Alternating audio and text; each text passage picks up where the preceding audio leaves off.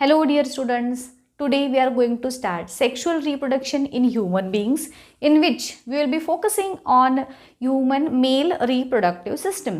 Male reproductive system चे organs, त्यांचं location, structure, functions ह्या पॅटर्नमध्ये आपण हा बघणार आहोत. मेल रिप्रोडक्टिव्ह सिस्टमचा सगळ्यात जो महत्त्वाचा पार्ट किंवा ऑर्गन आहे इट इज टेस्टीज. आता हे टेस्टीज कुठे असतात प्रेझेंट, तर जे स्क्रोटम असतं किंवा ज्याला स्क्रोटल सॅक असं म्हणतात, ह्या स्क्रोटल सॅकमध्ये टेस्टीज प्रेझेंट असतात. As you can see in the diagram, आपली जी ॲबडॉमिनल कॅव्हिटी आहे, ॲबडॉमिनल कॅव्हिटी म्हणजे जो पोटाचा हा जो भाग आहे, तर त्या ॲबडॉमिनल कॅव्हिटीच्या आउटसाईड ह्या स्क्रोटम किंवा ज्याला आपण स्क्रोटल सॅक म्हटलं त्याच्यामध्ये ह्या टेस्टीज प्रेझेंट असतात. लेफ्ट आणि राईट साईडला एक टेस्टी, असे दोन टेस्टीज म्हणून पेअर ऑफ टेस्टीज असं म्हटलं जातं. आता ह्या testes outside the abdominal cavity present असण्यामागचं एक स्पेसिफिक रिझन आहे.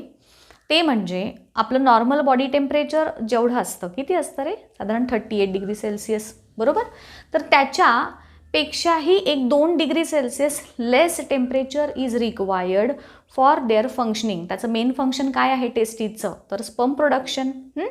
जे मेल गॅमेट्स असतात त्याचं प्रोडक्शन ह्या टेस्टीज करतात. So for the production of sperms the temperature required जे असतं ते किती असतं, आपल्या नॉर्मल बॉडी टेम्परेचरपेक्षा 2 डिग्री सेल्सिअस ऑलमोस्ट लेस. आणि मग ते टेम्परेचर मेंटेन राहावं म्हणून, म्हणजे बॉडी टेम्परेचरपेक्षा थोडं लेस टेम्परेचर मेंटेन राहावं ह्यासाठी testes are located in the scrotum. Give scientific रिझनचा प्रश्न तयार झाला बघा इथे की why testes are located outside the abdominal cavity. मग तेही सांगाल तुम्ही की the main function of testes is to produce the sperms.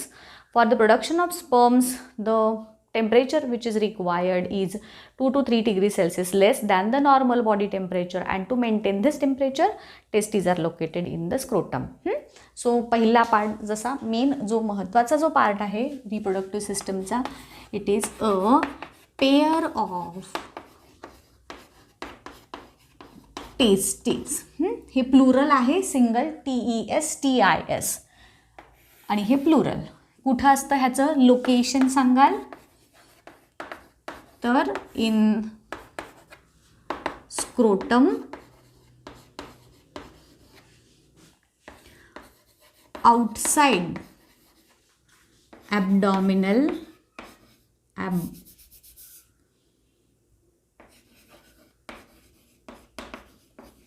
Abdominal cavity. हे त्याचं लोकेशन झालं. आता तुमच्या टेक्स्टबुकमध्ये ह्याच्याशी रिलेटेड जी इन्फॉर्मेशन दिली आहे त्याच्यात थोडीशी ॲडव्हान्स इन्फॉर्मेशन मी सांगणार आहे आज तुम्हाला. तर ह्याच्यात तुम्हाला काय दिलं आहे की it consist of numerous seminiferous ट्युब्यूल, पण ते सेमिनिफेरस ट्युब्यूल कुठं आहे ते आपल्याला दाखवलंच नाही. रेटेड टेस्टीज, व्हॅज डिफरन्स वगैरे हे स्ट्रक्चर सांगितलेत, पण ते कुठं आहे ते आपल्याला दाखवलंच नाही. तर मी ह्या स्ट्रक्चर्स तुम्हाला दाखवते.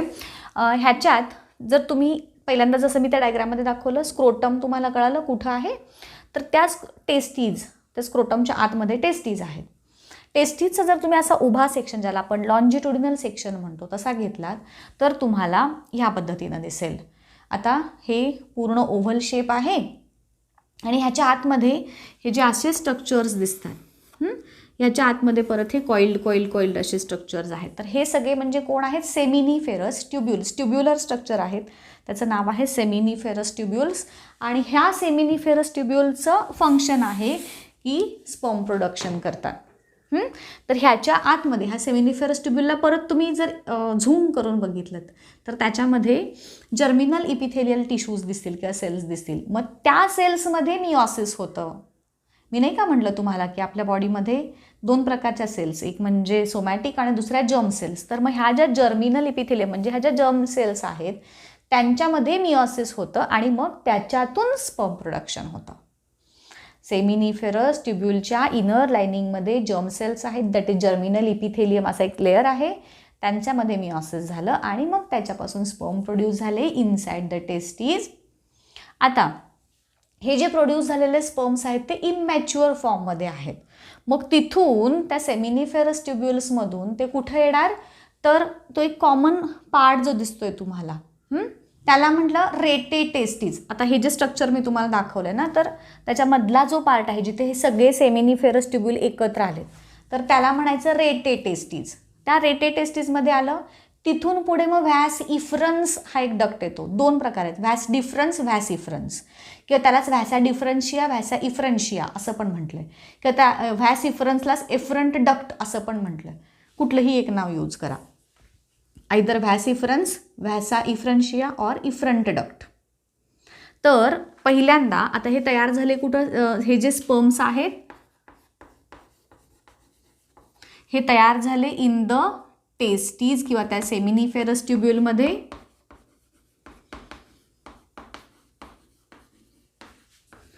आता ही जी स्पर्म तयार होण्याची प्रोसेस आहे की नाही, त्याला म्हणायचं स्पर्मॅटोजेनेसिस.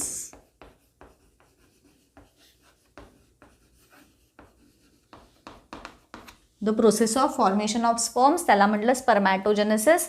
आता ह्या सेमिनिफेरस ट्युब्यूलमधून ते इमॅच्युअर स्पर्म्स कुठे आले, रेटेटेस्टीजमध्ये आले. व्हॉट इज रेटेटेस्टीज, तर ते असं स्ट्रक्चर आहे which collects the sperms from all the seminiferous tubules. Rete testis नंतर पुढं कुठं गेलं ते, तर these sperms travel to vas efferens, ह्याचं स्पेलिंग असं EFERENS. आणि मग तिथून ते स्पर्म्स आले इपिडिडायमिसकडे, की मग तिथं ते मॅच्युअर होतात. मग आता हा पहिला स्ट्रक्चर झाला आपला पेअर ऑफ टेस्टीज. त्यांचं फंक्शन, दोन मेन फंक्शन्स आहेत त्याचे, सांगेनच तुम्हाला. त्याचं लोकेशन पहिल्यांदा कळालं. त्यानंतर त्याच्या आधी पण आपण असं सांगू शकतो, जे तुम्हाला टेक्स्टबुकमध्ये दिलं आहे ना, जो सिक्वेन्स एक दिला एवढंच दिलं आहे. मग इपिडिडायमिसकडून तो आला पुढे व्हॅस डिफरन्सकडे, आणि तिथून पुढे इजॅक्युलेटरी डक्ट, आणि मग युरेथ्रा. या पद्धतीनं हे पाथ दिलाय तुम्हाला. जे दिलंय तुम्हाला असंच लिहायचं आहे, पण मी तुम्हाला एक्स्ट्रा काय सांगितलं, रेटेटेस्टीज कुठं असतात, कसे असतात, व्हॅस इफरन्स कुठं आहे, कसं आहे. मग हे पार्ट तुम्हाला सेमिनिफेरस ट्युब्यूल्स मी दाखवले तुम्हाला कुठे आहेत वगैरे टेस्टीजमध्ये. तर हे त्याचं लोकेशन किंवा पूर्ण तुम्हाला एवढंच दिलं आहे, पण आपण मात्र ह्याला लोकेशन फंक्शन अशा पार्टमध्ये डिवाईड करणार आहोत. लोकेशनमध्ये स्क्रोटम सांगितलं तुम्हाला, का स्क्रोटममध्ये लोकेटेड आहेत ते देखील सांगितलं, to maintain the body temperature less than 2 degree Celsius less than normal body temperature. मग ते पण इथं लिहू शकता तुम्ही, व्हाय दे आर लोकेटेड, ते सांगायचं. आणि मग त्याचं फंक्शन, दोन मेन फंक्शन, एक स्पर्म प्रोडक्शन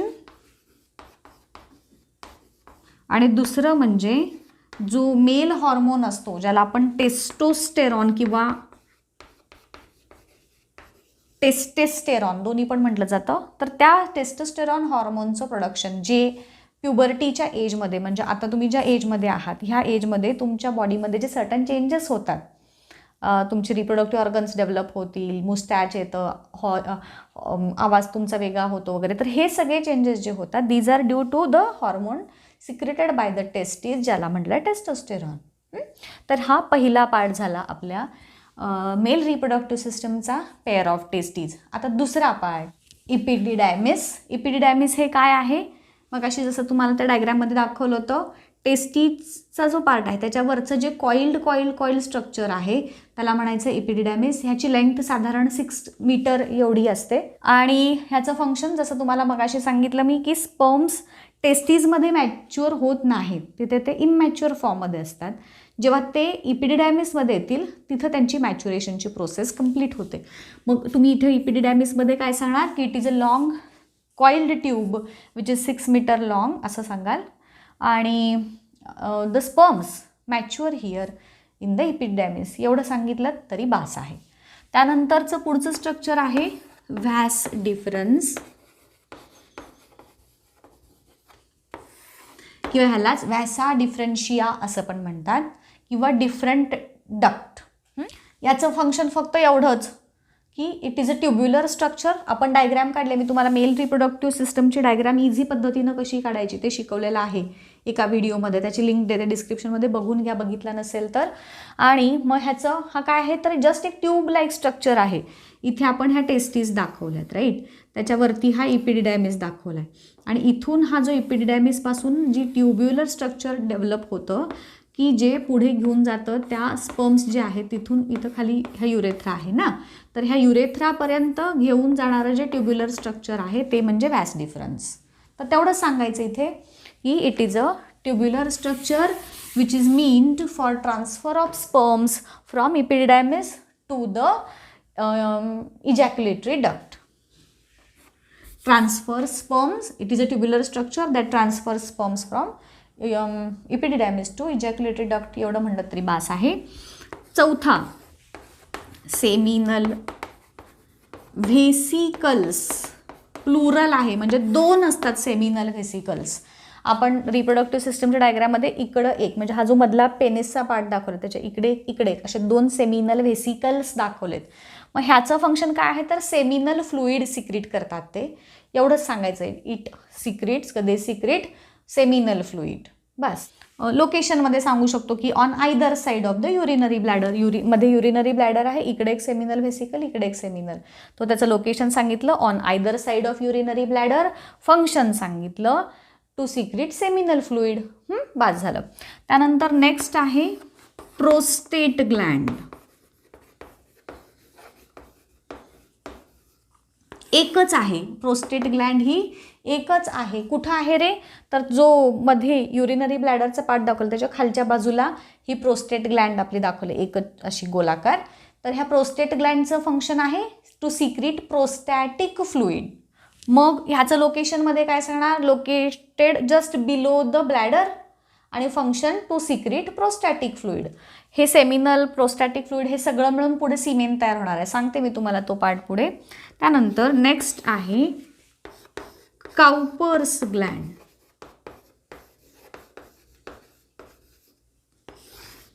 आपण बघा हे जो पेनिसचा पार्ट दाखवलं ते दाखवतानाच इथे त्याच्या आधी थोडंसं इकडे एक असं स्ट्रक्चर आणि मग इथं खाली आपण पेनिस असं दाखवलं होतं ना. तर ह्या ज्या 2 ग्लँड्स आहेत काउपर्स ग्लँड, तुमची जी युरिनरी ट्रॅक्ट आहे किंवा इजॅक्युलेटरी डक्ट आहे त्याच्या आयदर साईडला. आणि ह्यांचं फंक्शन असतं की जेव्हा कॉप्युलेशनची प्रोसेस म्हणजे मेटिंगची प्रोसेस जेव्हा होते, male and female gametes union होत असताना ती प्रोसेस म्हणजे फिमेल रिप्रोडक्टिव्ह सिस्टममध्ये पेनिसची एंट्री इझिली होण्यासाठी एक प्रकारचं स्टिकी फ्लुइड सिक्रीट करण्याचं काम असतं ह्या काउपर्स ग्लँडचं. ह्याच्यासारख्याच एक ग्लँड्स म्हणजे ह्याच्यासारखं सिमिलर फंक्शन परफॉर्म करणाऱ्या ग्लँड फिमेलमध्ये पण असतात. मग त्यांना पण काउपर ग्लँड्स किंवा तिथे त्याला बल्बो युरेथ्रल ग्लँड असं देखील म्हटलेलं आहे. सो ह्या ग्लँड झाल्या. त्याचं मग लोकेशन सांगाल on either side of urinogenital duct आणि function to secrete a sticky fluid for easy passage of penis into the vagina. हे नोट्समध्ये तुम्हाला मी दिलं आहे सगळं, त्यामुळे मी आता लिहित नाही, ओरलीच फक्त सांगते सो दॅट तुम्हाला कळून जाईल. पुढचा आहे पेनिस. पेनिस हा मस्क्युलर असा ऑर्गन आहे की जो कुठं आहे म्हणजे जिथं तुमचे युरिनोजेनायटल डक्टचा पार्ट आहे. हा पार्ट काय करणार आहे तर जे स्पर्म्स आहेत ते स्पर्म्सना फिमेल रिप्रोडक्टिव्ह सिस्टमपर्यंत पोचवण्याचं काम ह्या पेनिसचं. मग ह्याच्याबद्दल काय सांगणार, it is a muscular organ, muscular cylindrical organ which त्याचं फंक्शन मग त्याच्यामध्ये सांगूयात आपण की its function is to deliver the sperms at the site of fertilisation in the female reproductive system. तर हे एवढे पार्ट्स तुम्ही मेल रिप्रोडक्टिव्ह सिस्टममध्ये सांगायचे आहेत छानपैकी step by step point wise. तुम्हाला पुस्तकात सगळं एकत्र दिलं आहे पण तुम्ही आन्सर मात्र लिहिताना असं पॉईंट वाईज लिहायचं. आता ह्याच्यातच पुढे एक पार्ट सीमेनचा पण लिहायचं आहे आपल्याला. व्हॉट इज सीमेन, तर सीमेनलाच इजॅक्युलेटरी फ्लुइड असं पण म्हटलं जातं. आता हा इजॅक्युलेटरी फ्लुइड कसं तयार झाला आहे बघा. तर आपल्या टेस्टीजमधून तयार झालेले स्पर्म्स प्लस हे सेमिनल व्हेसिकलमधून रिलीज झालेलं सेमिनल फ्लुइड प्लस प्रोस्टेट ग्लँडमधून रिलीज झालेलं प्रोस्टॅटिक फ्लुइड,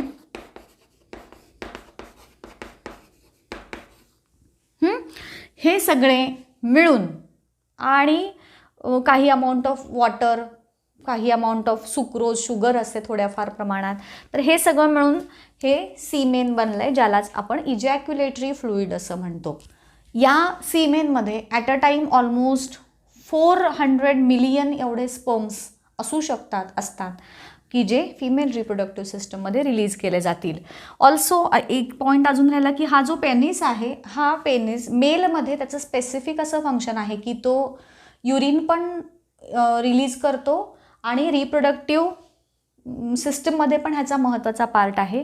आणि म्हणून हा जो येतो पेनिसच्या मधला जो ते एक पाईपसारखं दाखवलं ना आपण, युरेथ्रापासून आलेला पुढचा पार्ट, ज्याला आपण युरिनोजेनायटल डक्ट असं म्हटलं आहे.